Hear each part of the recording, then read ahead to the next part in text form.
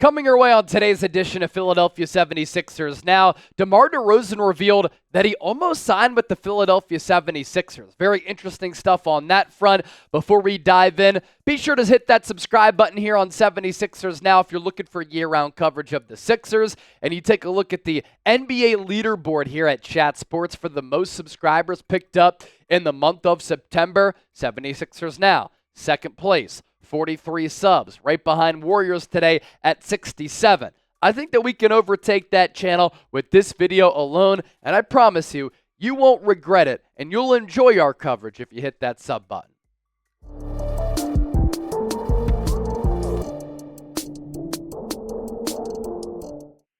Happy Tuesday, everybody. Welcome into another edition of Philadelphia 76ers Now. Chase Sr. here with you.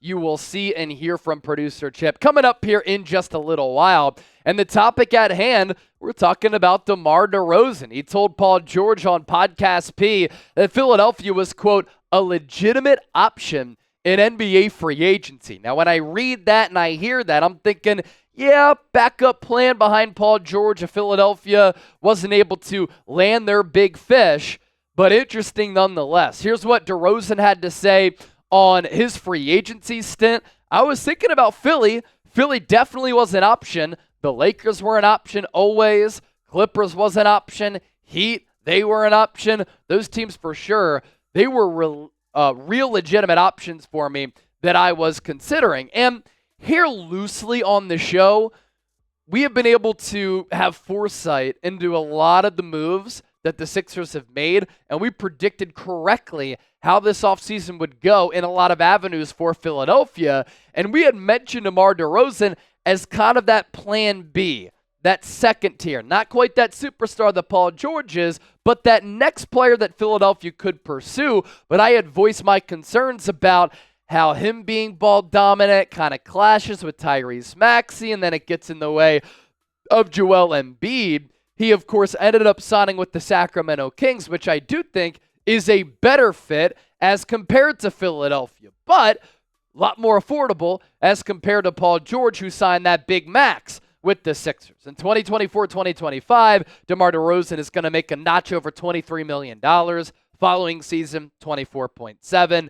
And then in 2026-2027, $25.7 million. And I think Paul George made the right decision leaving the Clippers, signing with the Sixers. And I think that Philadelphia made the right move in choosing Paul George. But if they didn't land Paul George, could DeMar DeRozan have worked with this team? I don't think offensive production has been an issue at all. He hasn't had the injury concerns that PG has had. And you look at the numbers from last year, Paul George, 74 games played, 22.5 points. DeRozan, 79 games played, 24 points per game. So more points, but on a worse team. The thing that bothers me and would have been an issue with me as far as DeRozan's fit with Philadelphia, just can't really knock down the three. He needs the ball in his hands to be effective and efficient offensively inside the three-point arc. He's surgical. 48% from the field. He can get you a bucket late in games, and he can really hit some clutch shots, but he's not really willing to take the three-point shot. And when he doesn't connect on a lot of them. 33.3%, whereas Paul George, 41%, and Paul George, the much better defender. We're talking about an all-NBA caliber defender. DeMar DeRozan simply is not. So the Sixers making the right choice here. Paul George, better defender as I noted, and he can guard wings, whereas DeRozan just isn't at that level on the defensive side of the floor. I think DeMar DeRozan, way too ball dominant, and it gets in the way of the rhythm that Tyrese Maxey and Joel Embiid would be trying to find. And then lastly, you get better spacing with Paul George. Defenders can sag off of DeMar DeRozan, and that kind of clutters things and clogs up the lane a little bit. With PG, you crash toward the ball handler, Paul George is open from downtown, and he's able to sink that shot. So, Chip, what do you make of this as DeRozan is on the PG podcast and said that Philadelphia was a legitimate option? Yeah, clearly, the Sixers were interested in DeMar DeRozan as a backup option. Obviously, Paul George was their number one option in free agency, really as it had been for almost a year now. And I'm on board, obviously, 100% with Paul George over DeMar DeRozan. I also have my concerns about DeRozan's fit, as you said, Chase, in this offense, operating in the mid-range where Joel Embiid likes to operate so much, taking the ball out of Tyrese Maxey's hand, just not a good off-ball fit like Paul George is with this team. And, when we talked about the Paul George signing, yes, he got all that money. And, we'll talk about coming up a little bit how this team could have looked a little bit different if you did go with DeRozan and save some money instead of Paul George. But I think it's well worth the money that you paid him because he's a much better defender. And it's just such a perfect fit when you think of that ball-dominant guard in Tyrese Maxey, the wing in Paul George who can be your closer. Now, DeMar DeRozan's a very good closer. Has been one of the most clutch players over the past, really, 3+ seasons for the Chicago Bulls in the entire NBA. But just his skill set that he brings hasn't always really translated to winning. As a backup option, if the Sixers were not able to land Paul George, I would have been cool with DeMar DeRozan, especially at that price point. But it's no debate to me, really, that Paul George is the far superior player and the far better fit on this 76ers team. Yeah, completely agree. And if you disagree with Chip and I, you can let your voices be heard down in the comment section. That's part of the beauty of Chat Sports here. We always love to hear from the audience. So who is the better player? Is it Paul George, type PG? Is it DeMar DeRozan? And you like those double Ds, then type DD down in the comment section. Coming up next here on the show, what if the 76ers signed DeRozan? What would this team look like? What would the fit be like? We'll dive into that. But first, let's tell you about today's sponsor, Prize Picks, America's #1 daily fantasy sports app with over 5 million active members. Prize Picks is the easiest and most exciting way to play daily fantasy sports. Unlike other apps on Prize Picks, it's just you against the numbers. All you do is pick more or less on 2 to 6 player stat projections, and you watch the winnings roll in. Get in on the daily action with your friends and become a part of the Prize Picks community today. A great special. You sign up today, you get $50 instantly. When you play $5, you don't even need to win to receive the $50 bonus. It's guaranteed. Steph Curry, we like the more than 26.5 points per game. I think he's going to need to average that for Golden State, given that roster. Victor Wembanyama, more than 24.6 points per game. And then Domantas Sabonis, less than 12.9 rebounds. So download the Prize Picks app today. Use the code CLNS. That's code CLNS on Prize Picks. Prize Picks, run your game. So the next portion of this conversation here today, what if the Sixers signed DeRozan? And let's dive into that here. Paul George, of course, would not be a 76er.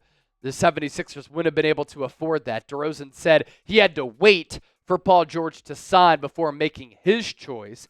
And in this scenario, Paul George would have signed elsewhere. That would have sucked. We couldn't have done a 10-hour live stream here on the channel if that would have happened.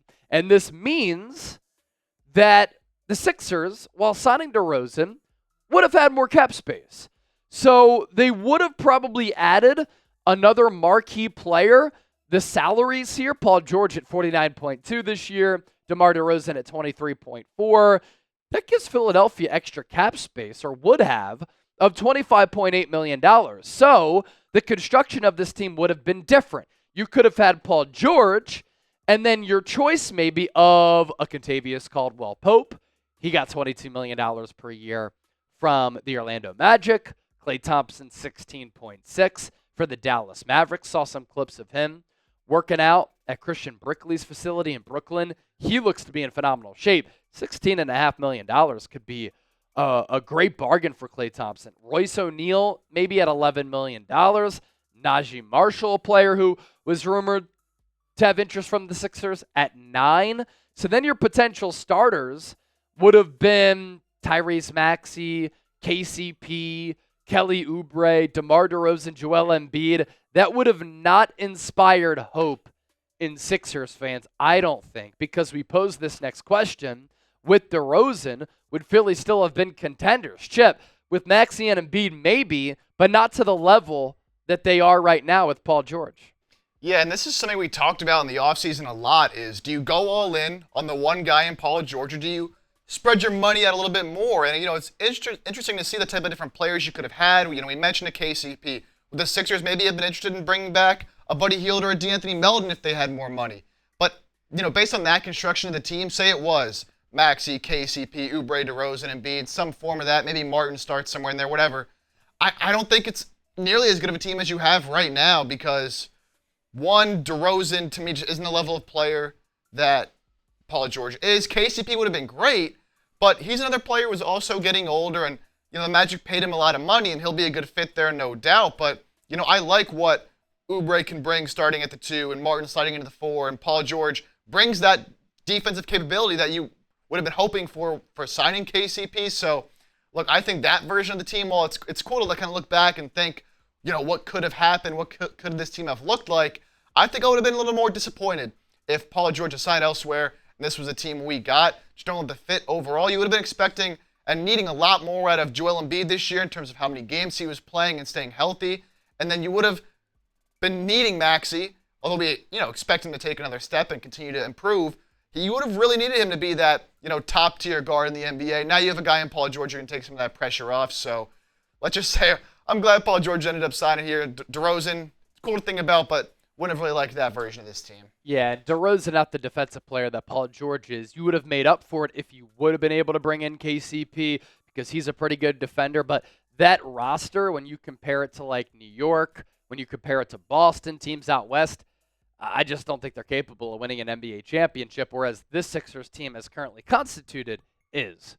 Would the 76ers have been contenders with DeRozan? Y for yes, N for no. Sound off with what you think. Thanks for watching. And don't forget to hit that sub button.